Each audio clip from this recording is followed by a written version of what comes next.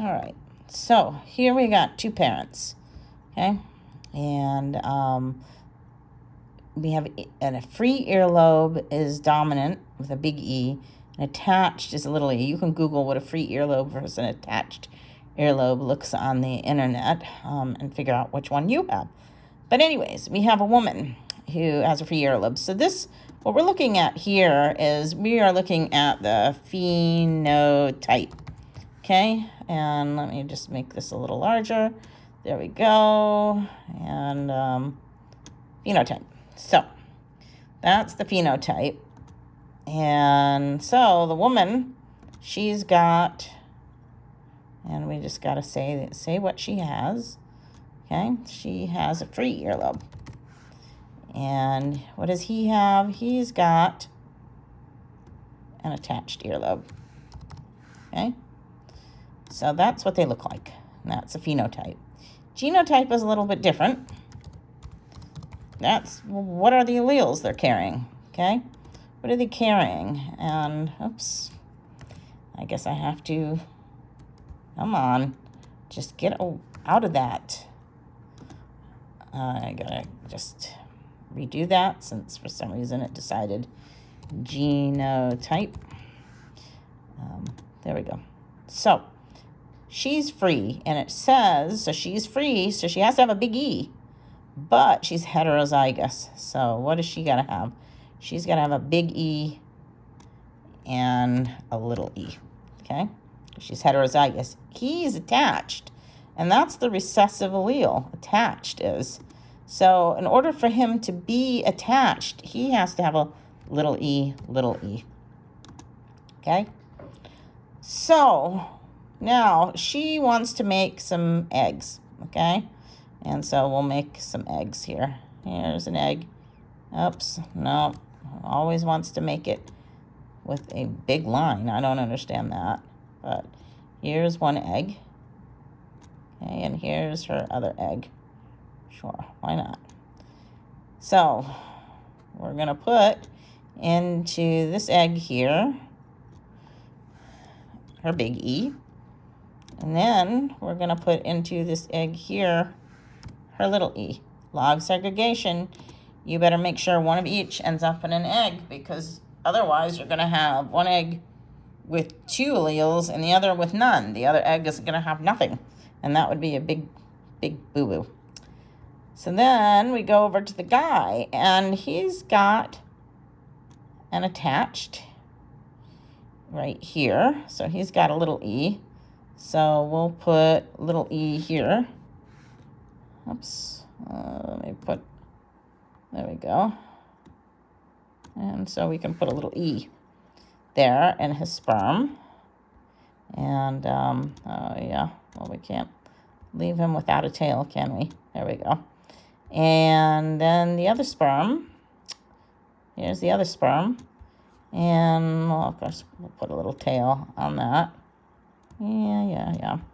And that's going to have a little e also. Okay. So there's this other sperm. Yeah, he's a little lopsided, that sperm, but hey, you know, that's what happens sometimes. So we're going to have to mate the sperm. Oops. Nope. I want to go to here, and I'm going to throw the sperm right here. Here's another sperm right here. Okay. And I'm going to put an egg right here and the other egg right here. And I'm going to put in their letters, so I'm going to do that. And you're like, well, what is she doing? Now, let me get these set up, because what I'm going to do is I'm going to make a Punnett square. And so I'm going to put a little e here. And then here he is with his little e there and his little e here. All right. And I am going to go back to home. And here's a brush. And I'm going to make some grid lines here. Whoops. Oh, well, that's not the greatest, but that's all right. I suck at doing this MS Paint. It's not the greatest. Certainly isn't easy to do. All right, so I've made my Punnett square, and oops, I forgot his little tails. Oh dear, there we go. There's a tail for that sperm, there's a tail for that sperm.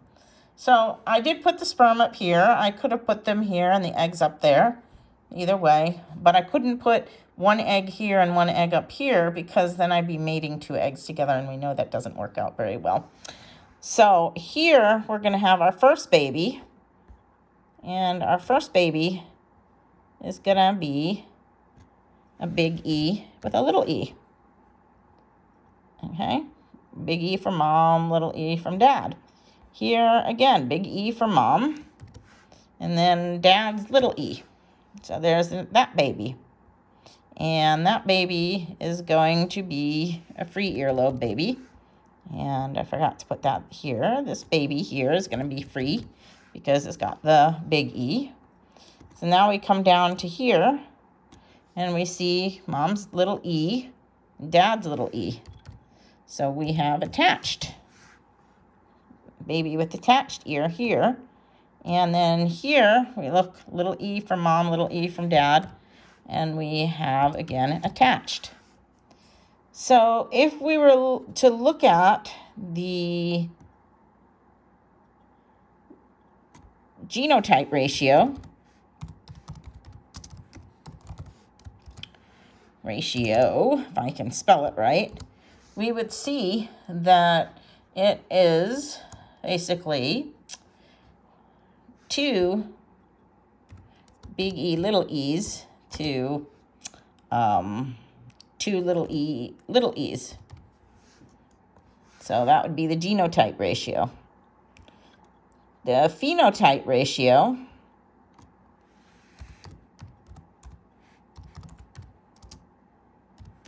that's what they, we want to use words here.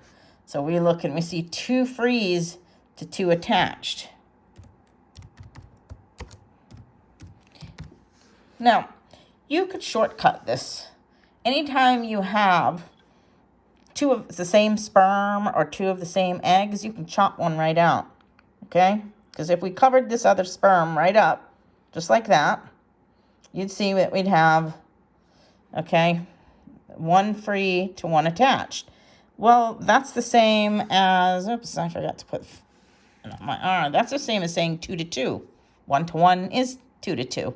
So you could just get rid of that and not even use that second sperm because it's identical, and you still have the same ratio.